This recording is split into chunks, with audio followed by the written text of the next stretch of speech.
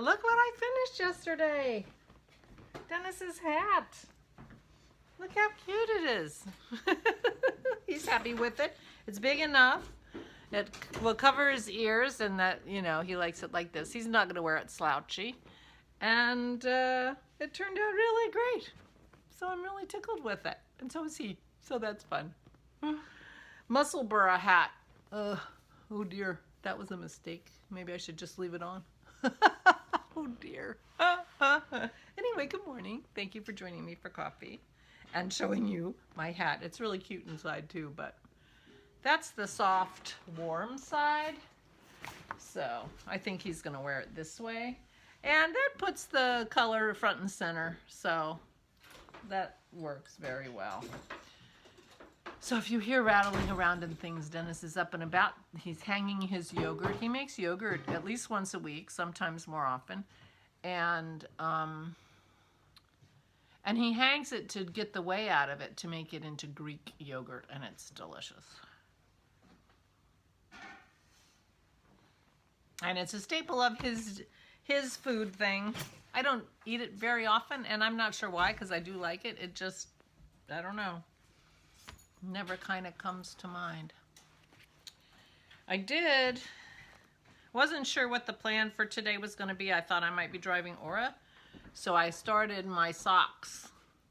I started my Mercury socks so that I would be ready to go. Well, I'm still ready to go. I'm just ready to go at home instead of out and about. And the next color after I finish with the red is going to be this beautiful color. And this is from Benta, from Arctic Crafts.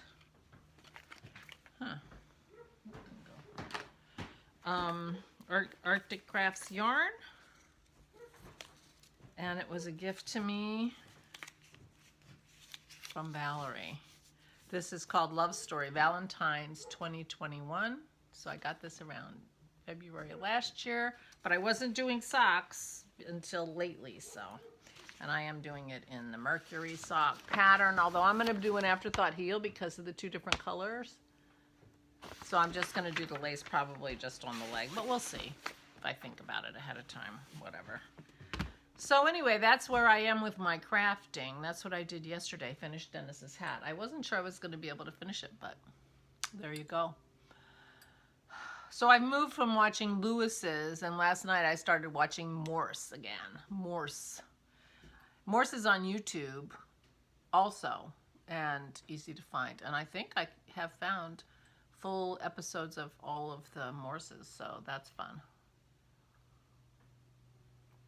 I watched the first two last night. The early ones are based on actual Colin Dexter books, which is fun. You know, as you go along, then eventually you're just doing the characters and somebody else is thinking of the plots. So, anyway, that's what I did yesterday. I'm not sure that I did much else besides we walked the dog. Oh, we ran around and we're busy for half the day. I don't, you know, I can't remember things. And don't let me forget to tell you about the fog. But yesterday, we're getting a big snowstorm this weekend, possibly. You know, it's a little early for them to tell exactly, but could be Sunday we could get like a foot of snow. Or we could get freezing rain or whatever. But anyway, we're not going to want to go out and about this weekend. So yesterday, Dennis and I went out and we went to Shady Maple, which is the big supermarket in Lancaster County that we get chicken at. And so we wanted to make sure we had enough dog food. So we, you know, called Aura. She had a short list. And so we went out there and then stopped at Aura's and brought her stuff.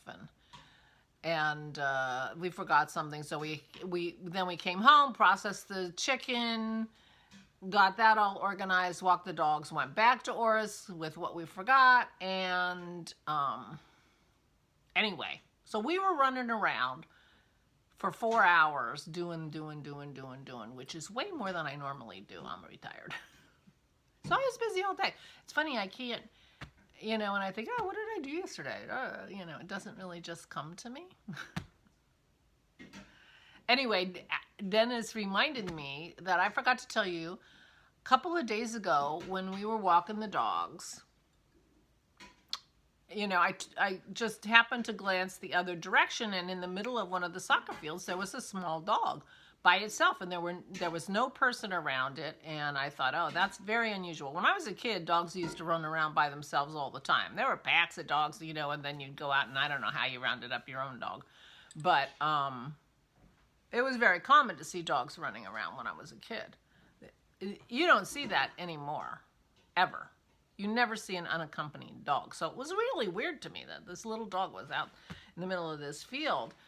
And then he got up and started running, and I'm like, oh my gosh, that's not a dog, that's a fox. So there was a fox sitting out in the open in the middle of a soccer field in a public park. I mean, granted, it was cold and there weren't a lot of people there.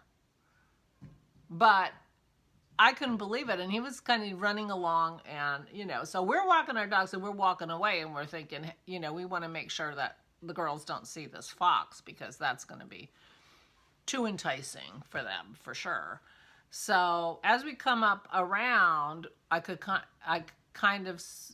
we saw him walking, and then as we came around, he was laying in the middle of this kind of a depression. It's a little bit of a catch basin. When it rains really, really hard, it makes a little lake, like a drainage field in the park.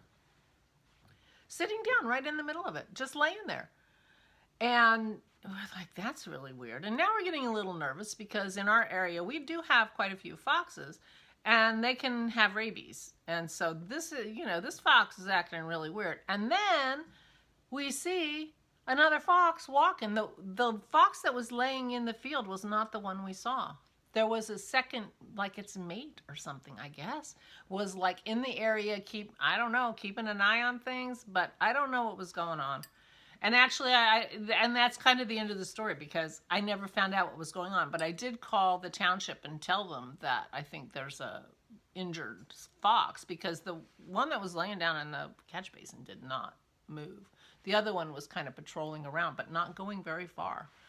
So the fox was still obviously not there when we were there the next day, and I never heard. Although, maybe I'll call the township and see whatever happened with that fox, if they know. I'm sure they called animal rescue or something to come and see if it's okay. But we do actually have quite a few foxes in our area. And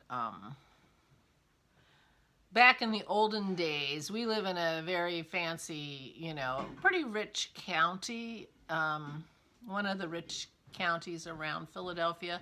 And in southern Chester County, they used to have fox hunts, just like in England. Marty.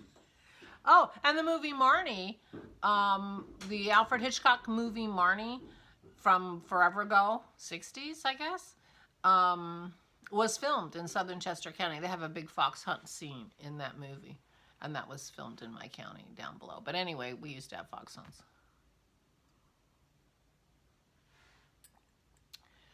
around here, so we have lots of foxes. So that's the story I forgot to tell you from a couple days ago that Dennis reminded me. So I need to follow up and see if I can find out what happened with that fox, because it must have been injured. Because it's certainly not time to have, like, babies. So, yeah, it was weird. But anyway, every once in a while we have things going on, and then I don't remember them the next day to tell you. And since I hardly have anything to talk about, you'd think I would, you know, remember a few things. So, anyway. So that's my crafting, Dennis's hat. I don't know. I forgot to check the gizmo to see what the temperature is. So I don't know if he's going to need a really super warm hat today or not. 37.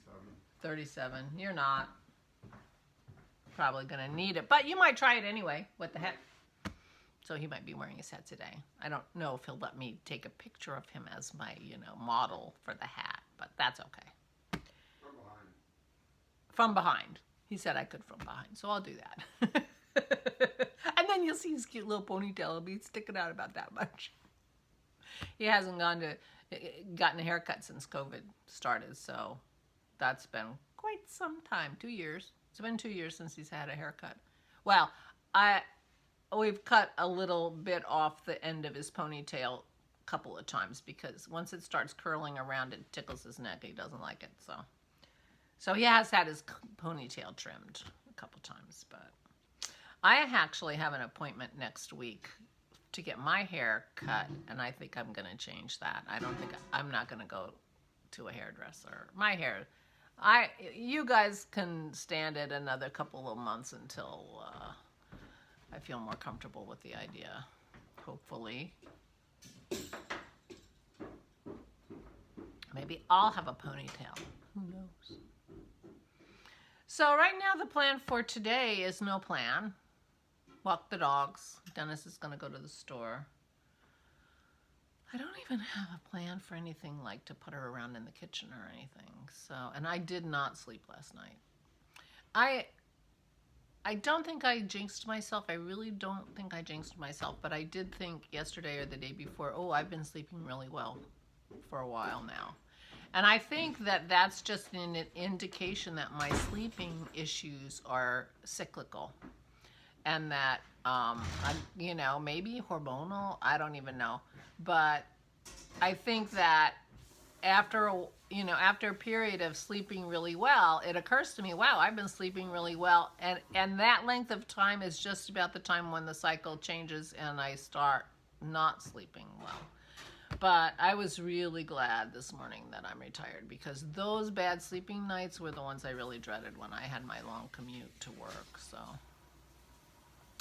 my color is going in and out on my phone. I hope that's not how it is recording. Is it my hand moving? I don't know.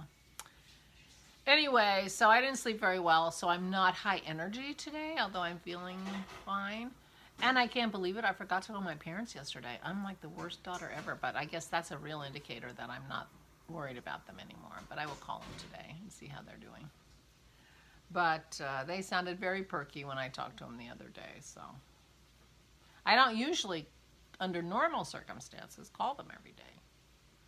But, so I guess that just means I'm feeling good about how they're doing. So anyway, that's the news. I will talk to you tomorrow. I will show you my socks tomorrow and see how far I've gotten.